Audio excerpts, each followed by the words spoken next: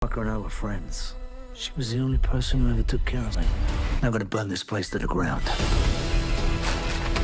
You're telling me one man did this. The only thing you know is he's a beekeeper. 헐리우드의 액션 스타하면 떠오르는 대표격 인물이 있습니다. 아주 거슬러 올라가면 아놀드 슈왈츠제네거, 실베스터 스탈론, 브루스 윌리스, 스티븐 시걸, 리암 니슨, 톰 크루즈까지. 앞서 언급한 배우들보다 조금 더 근래까지 활동하는 배우들을 보자면 키아누 리브스, 빈 디젤, 드웨인 존슨, 크리스 햄스워스, 그리고 오늘 소개할 작품 비키퍼의 주연 배우 제이슨 스타뎀이 여기에 속할 텐데요. 사실 이제 어떤 느낌으로 캐스팅되었고 어떤 식으로 캐릭터가 설정되어 스토리가 전개될지 눈에 훤히 보이는 배우만의 이미지가 고착화되어 있기 때문에 한편으론 기대한 만큼 만족스럽고 예상한 만큼 아쉬울 수도 있는 비키퍼에 관한 이야기 오늘 해볼까 하는데요. 작품에 크고 작은 스포일러가 포함되어 있으니 감상에 유의해 주시면 감사하겠습니다. Beekeepers is a special program outside the chain of command. I protect the hive. When the system is out of balance, I correct it. 작품은 양봉업을 하는 클레이의 모습으로 시작합니다. 과묵하고 어딘가 사연 많아 보이는 클레이와 이를 알지만 그를 받아줘 생활할 곳과 일할 공간을 공유해준 엘로이즈. 둘이 어떻게 만났고 어떻게 서로를 이해하고 받아들였으며 가까워진 사이인지는 알 수 없지만 현재는 서로가 가장 가까운 친구였죠.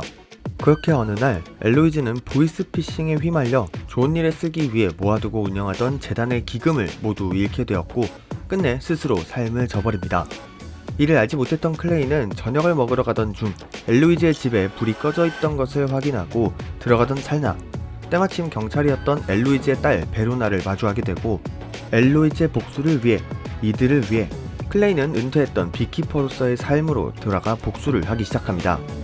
그렇게 악인들을 처단하기 시작하면서 이 세력은 단순히 작은 집단이 아니라 타고 올라갈수록 더욱 큰 세력이었다는 내용인데요.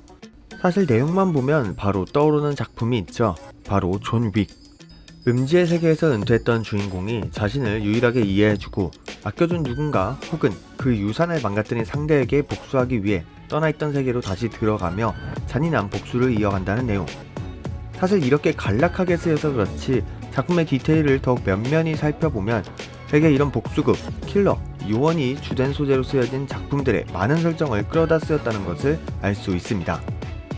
존 윅의 아내가 죽고 유일하게 남겨준 강아지, 요원의 삶을 은퇴하고 양봉업자 일을 하며 조용히 벌을 키우고 있던 클로이, 복수를 위해 그 조직의 시스템과 서비스를 다시 이용하고 그 과정에서 조직의 위험마저 뚫고 복수를 이행하는 모습은 복수와 액션이라는 소재를 아주 정직하게 따르고 있죠.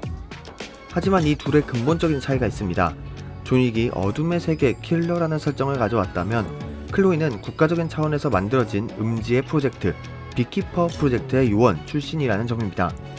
그렇기에 어떻게 보면 작품 비키퍼는 주인공에게 조금 더 다양한 장애물들과 갈등을 설정할 수도 있었습니다.